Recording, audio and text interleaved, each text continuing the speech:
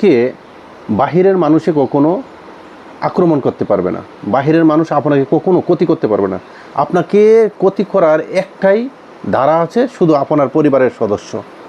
হয়তো আপনার বোনেরা আপনার কাল হয়ে দাঁড়াবে, আপনার মা থাকবে আপনার বোনের পক্ষে হয়ে আপনাকে কাল হয়ে দাঁড়িয়ে আপনার ক্ষতি করে দিবে। কিন্তু সেই মা একদিন হারে হারে বুঝবে যে সন্তান কী জিনিস।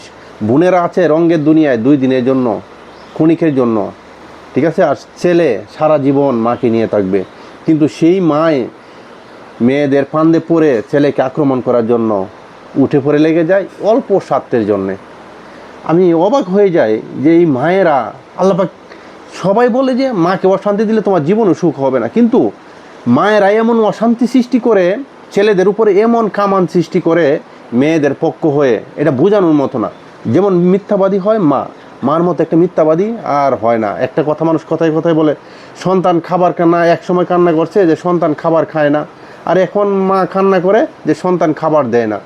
হ্যাঁ, কথাটা ঠিক আছে, কিন্তু মায়েরা এমন প্রলোভনে পড়ে যখন বয়স দেখবেন যে তার 50 হয়ে গেছে, তখন দেখবেন যে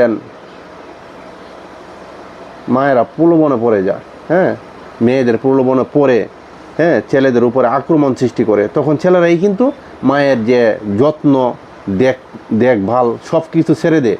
কিন্তু ছেলের কাছ থেকে যখন অর্থবিত্ত আদায় করে দিয়ে দেয় বোনেদের হাতে, মেয়েদের হাতে, তখন দেখবেন যে ছেলে আর মাকে দেখশন করে না। হ্যাঁ, মাও তখন রাস্তায় ঘুরে, আর মেয়েরাও তখন দেখশন করে না। শেষ সময় তার কি হয়, তার জায়গা হয় বৃদ্ধাশ্রমে, তার জায়গা হয় রাস্তায় অন্যের বাড়িতে।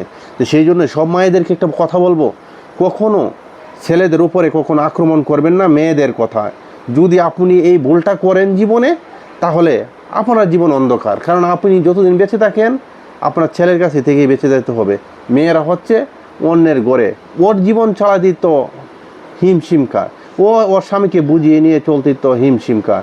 কিন্তু আপনাকে দেখশন করবে কীভাবে? আপনাকে ক্ষণিকের জন্য 5 দিন, 10 দিন, 1 মাস, 1 বছর থেকে দেখেন আপনি কাজের বুয়া হিসাবে থাকতে হবে, আপনি শাশুড়ি হিসাবে থাকতে পারবেন না মেয়ে জামার বাড়িতে।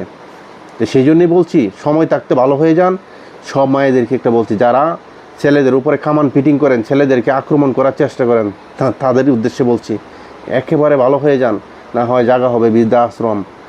আপনাকে মেয়ে কখনো খাবার দিবে না, টাকার জন্য দিবে না, ক্ষণিকের জন্য, অল্পর জন্য দিবে কিছু টাকা। আপনি ছেলের বুকে পাড়া দিয়ে নিতে পারছেন, সেই জন্য মেয়ে জামাই আপনাকে অল্প কিছুদিন দেখবে। যখন আপনার টাকা পরিশোধ হয়ে যাবে, শেষ হয়ে যাবে আপনার হাতে, তখন আপনাকে টাকা দেবে বৃদ্ধাশ্রম, নাহলে ঘাট ধরে বের করে দিবে।